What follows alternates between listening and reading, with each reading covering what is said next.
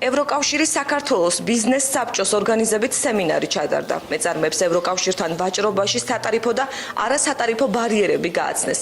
საბჭოს წარმომადგენლები და ექსპერტები აცხადებენ, რომ მთავარია ევრობაზარზე გასატანად მეწარმეებმა ხარისხიანი სოფლის პროდუქცია მოამზადონ. მეწარმეების ნაწილი ამბობს, რომ სირთულეები ექმნებათ. მაგალითად დაასახელეს, რომ სახელმწიფო პროგრამით აწარმოეს საქართველოში ვერ სარგებლობენ, რადგან ბანკები სესხებს არ აძლევენ. ბიზნესმენები სახელმწიფოსგან ბანკებთან შუამდგომლობას ითხოვენ. სამწუხაროდ ეს პროგრამა აწარმოეს საქართველოსა, თუნდაც სასოფლო-სამეურნეო პროდუქტების გადამამუშავებელი მრეწველობისათვის განკუთვნილი აგროსესხები და ეს პროგრამები დარჩა მეორე და პირველ სართულებზე, აღარ ჩამოვიდა ზემოდან ქვემოთ, ვეღარ მიაღწია ბიზნესმენებამდე და მინდა პირდაპირ გითხრათ, არ დავმალავთ, რომ ექსპერიმენტის სახით მე მივმართე საქართველოში მოქმედ ყველა კომერციულ ბანკს. ამას პირდაპირ ვაცხადებ.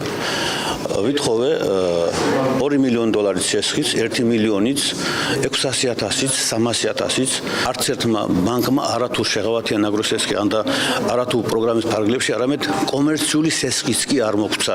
აწარმოეს საქართველოში, ჩემი ინფორმაციით, სულ 27 პროექტი არის უკვე ძალაში შესული ქვეყნის მასშტაბით. აჭარიდან თუ არიან? პროგრამას მოგეხსენებათ აქვს თავისი პირობები და შესაბამისად ამ პირობების დაკმაყოფილების შემთხვევაში ხდება პროექტების რეალიზაცია. გამოწვევების წინაშე დგავართ ერთი თვალსაზრისით, კარგი გაგებით ჩვენ რეალურად შეგვიძლია კარგი პროდუქცია შევქნათ, ვინაიდან ამის პოტენციალი არსებობს, უბრალოდ თავარი არის ხარისხი.